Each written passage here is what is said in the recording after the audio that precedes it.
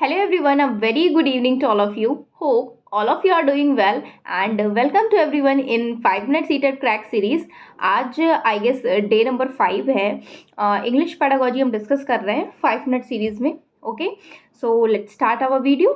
Discuss करेंगे phoneme, morpheme, syntax, semantic. जितना 5 minute में डिस्कस हो जाएगा उतना डिस्कस करेंगे, वरना नेक्स्ट वीडियो में. ओके, देखिए फोनीम क्या होता है. फोनीम लाइक हिंदी में बोले तो ध्वनिम. ठीक है, phone as a word define itself कि साउंड से है, कुछ ध्वनि से रिलेटेड बात हो रही है.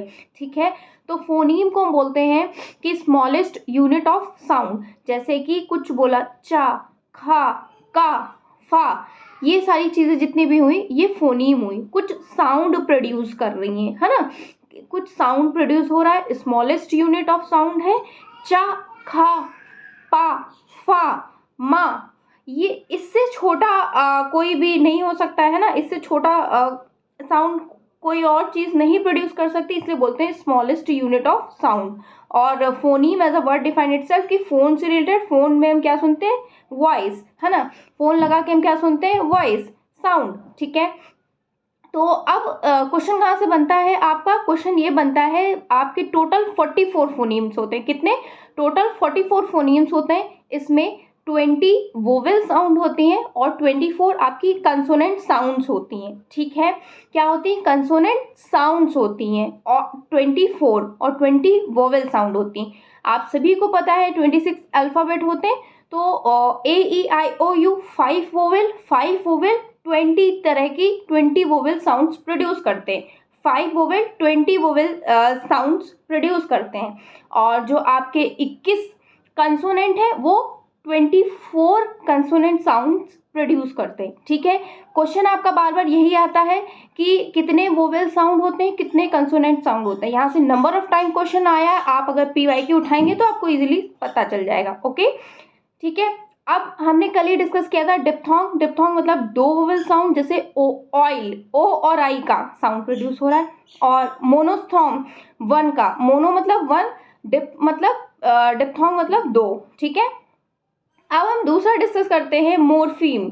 मोर्फीम क्या होता है, smallest meaningful unit in a language. हमारी भाषा में जो एक स्मॉलेस्ट मीनिंगफुल यूनिट होती है वो हमारी क्या होती है, मोर्फीम. ठीक है, और इसकी स्टडी को क्या कहते हैं, मोर्फोलॉजी. ठीक है, अब आपका और ये भी बोल सकते हैं smallest meaningful combination of sounds. ठीक है, फॉर एग्जाम्पल एक हम वर्ड ले लेते हैं यूजुअल. ठीक है, अब इसमें हमने अन लगा दिया, एक स्मॉलेस्ट हमने वर्ड ले लिया अन. ठीक है, अन का अपना कुछ मतलब हो ना हो नहीं मैटर करता, लेकिन अन को अगर हम किसी वर्ड में जोड़ देंगे, किसी भी वर्ड में जोड़ देंगे तो उसका मतलब जरूर चेंज होगा.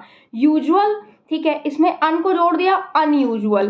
बाय यूजुअल अब उसका जस्ट अपोजिट हो गया अन को जोड़ने से, अनयूजुअल. ठीक है, तो जस्ट मॉर्फीम का यही मतलब होता है, इंडिपेंडेंट कोई भी चीज, जैसे जिसे हम बोलते हैं ना उपसर्ग प्रत्यय. उपसर्ग, उपसर्ग की तरह आप याद रख सकते हैं ना, आपको उपसर्ग से आराम से, जैसे अनु, अति, उपसर्ग से ही आप मॉर्फीम को याद रख सकते हैं. उपसर्ग को अगर जोड़ दिया जाएगा किसी भी शब्द में तो उसका कुछ ना कुछ मतलब डिफरेंट हो सकता है. जैसे अन, इसको उपसर्ग, इसको जोड़ दिया यूजुअल में, कोई भी ऐसे वर्ड्स हो सकते हैं, नंबर ऑफ एग्जांपल. ठीक है, तो यही हो गया इसका मतलब मॉर्फीम का. और मॉर्फीम की स्टडी को क्या कहते हैं, मॉर्फोलॉजी. ठीक है, अब हम डिस्कस करते हैं सिंटेक्स क्या होता है. देखिए सिंटेक्स को हिंदी में अगर बोला इंपॉर्टेंट है, वाक्य विन्यास बोला जाता है. सिंटेक्स, जैसे कोई हमारे पास सेंटेंस दिया है, Ram is going to school. ठीक है, तो हमें इसमें देखना है सिंटेक्स का मतलब ये सिंटेक्टिकली लाइक करेक्ट है कि नहीं. जैसे सब्जेक्ट है, वर्ब है, ऑब्जेक्ट है. सब्जेक्ट लिखा राम, वर्ब है, हेल्पिंग वर्ब आपकी इज. ठीक है, ऑब्जेक्ट गोइंग टू स्कूल या जहाँ पे भी हो. ठीक है, तो सब्जेक्ट वर्ब ऑब्जेक्ट, है ना, सिंटेक्टली करेक्ट है. तो यही होता है आपका सिंटेक्स, वाक्य विन्यास. ठीक है, the system of rules for the structure of a sentence in a language. जो इस एक स्ट्रक्चर होता है सॉरी जो एक पर्टिकुलर स्ट्रक्चर होता है, हम लोग लाइक हाई स्कूल इंटर में आपने पढ़ा नहीं हुआ, सब्जेक्ट वर्ब ऑब्जेक्ट, इस तरह से फर्स्ट फॉर्म लगनी है, सेकंड फॉर्म लगनी है, कि क्या लगना है, ठीक है। तो आपके अच्छे से स्ट्रक्चर दिया होगा, वही होता है आपका सिंटेक्स, यही आपका इम्पोर्टेंट है, इससे क्वेश्चंस पूछे गए हैं इसलिए। नाउ लास्ट अगर हम डिस्कस करें तो वो है सिमेंटिक्स। सिमेंटिक्स को हम बोल सकते हैं कि study of meanings of word and phrase. Words और फ्रेज की मीनिंग की स्टडी को हम बोलते हैं सिमेंटिक्स, ठीक है।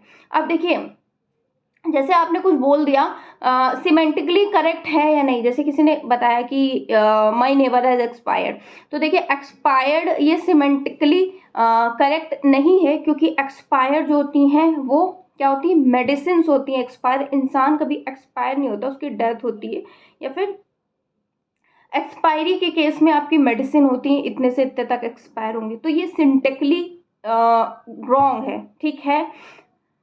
ये चीज़ हो गई, आई गेस हमने डिस्कस कर ली 4 चीज़ें 5 मिनट में, ठीक है। एक बार फटाफट रिवाइज कर लेते हैं।